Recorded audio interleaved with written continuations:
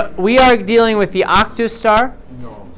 An octostar is an 8-point construction, just like yesterday's interlocking squares. So if you remember the procedures from yesterday, great, you can go on ahead. If you don't remember, you can follow along. However, I will be going faster today. So the first thing you're going to do is you are going to put a center point somewhere close to the center of your paper. Then you are going to create a circle around that center point, and that circle should be done fairly lightly and should be as large as possible without going off the page. Now obviously I just went off the page, but I will fix that in a moment. Then you're going to take your ruler and you're going to create your diameter.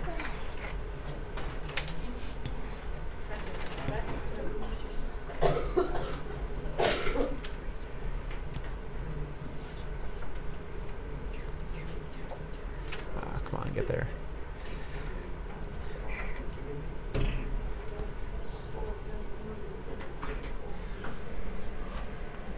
And your diameter should be fairly light.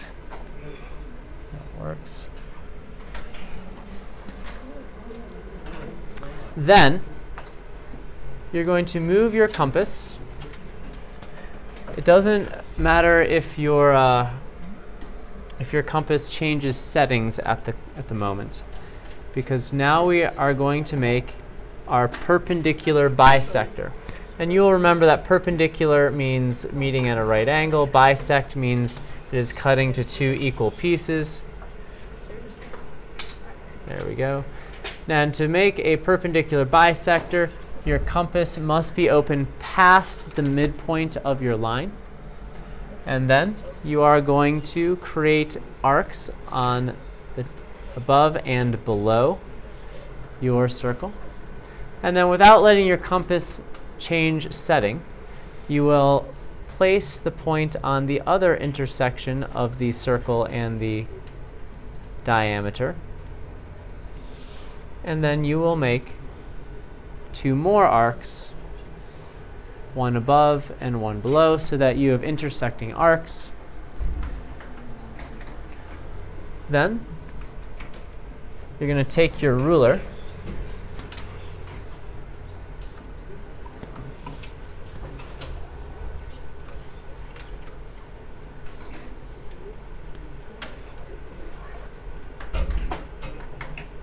and you are going to connect the 2 points of intersection, and hopefully it goes through the center, and you will draw your line, your diameter more to the point.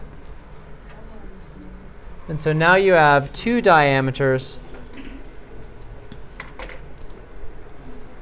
that meet at a 90-degree angle. So our next step is to make our, oh come on.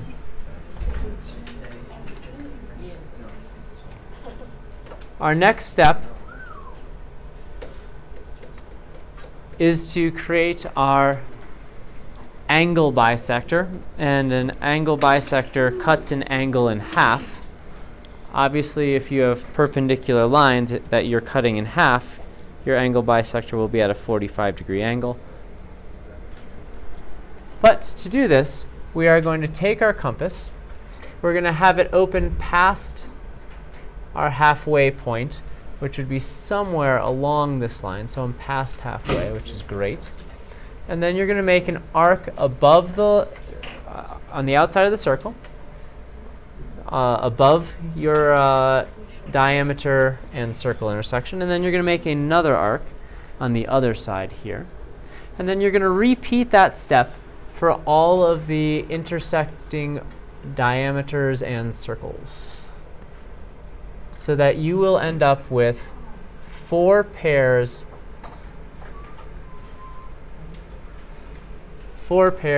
of intersecting arcs. There we go.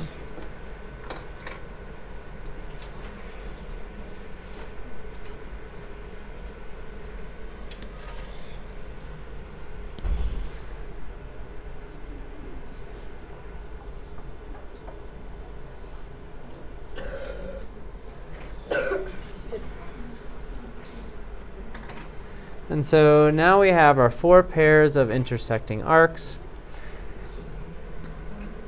So we're done with the compass. Then we're going to take our rulers.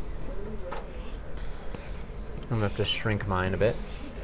And you are going to have to connect your points of intersection.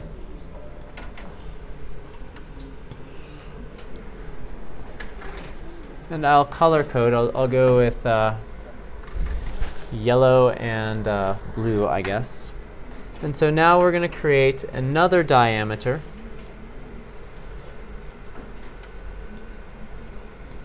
In blue. That goes that connects the 2 points of intersection and goes through the center. Then I'm going to repeat that step and connect the other points of intersection. And here is your first opportunity to check that you have done everything correctly. If all 4 of your diameters go through the center, then you know you've done everything correctly so far. Perfect. All right. The next step. The next step is you're going to make your 2 squares. Excuse me. So I'm going to have a blue square, and I'm going to have, I'm going to use orange because it's a little more visible. So again, you would, and then this one, you really want your construction lines to be light because there's more erasing than there is construction lines staying in your drawing. So I'm going to go ahead and make a slightly, a darker square. So there's 1 edge. So I'm connecting the points of intersection of the diameter and the circle. So there's my second square. So rotate that up.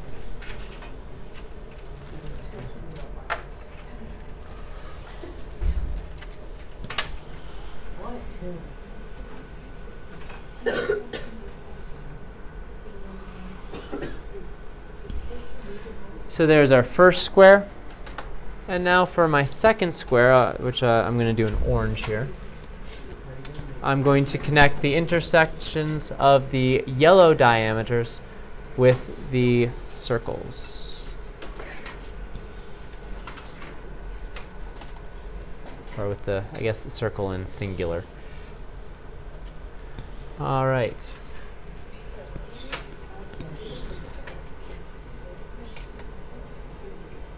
So while I'm doing this,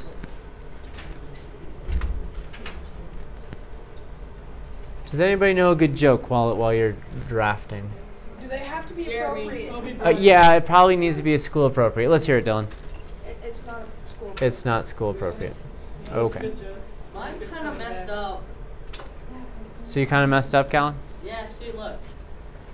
It starts at a point and then goes like over. I believe that Better World Peace has a significant chance. My joke is the Lakers getting a foul called. Okay, the joke is, I believe Meta World Peace has a significant chance of winning the UFC. All right, so now we have. Wait, you want the math worksheet? Yeah.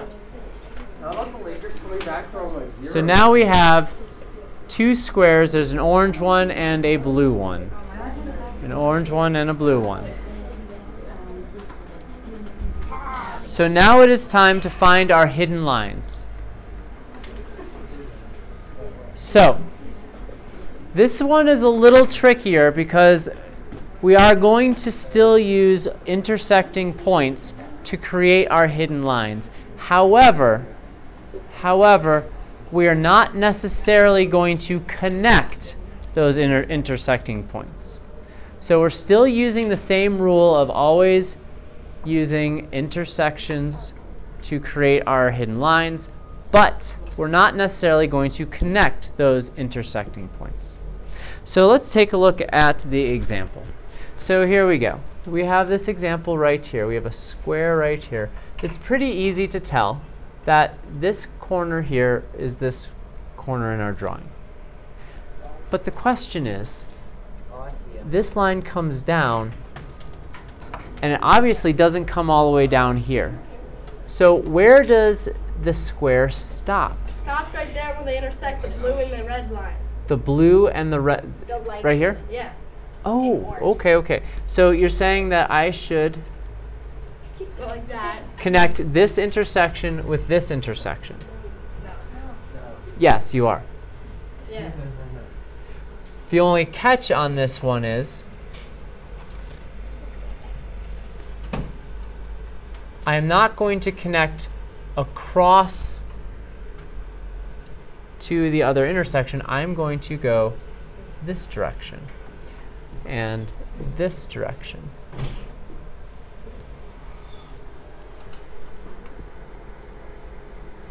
So now I have the bottom edge of my square here. So obviously, this point goes up to here, and that's a little bit off, so I'm going to redo that one.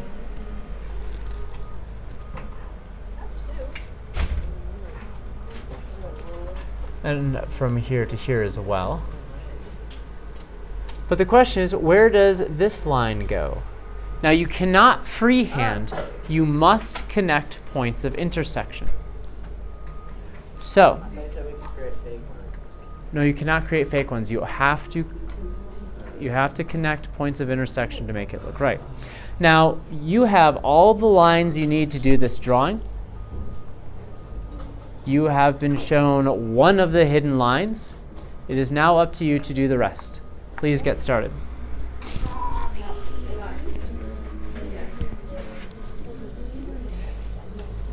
For those of you at home, if you would like a full description of this, part 2 will take it from here to completion.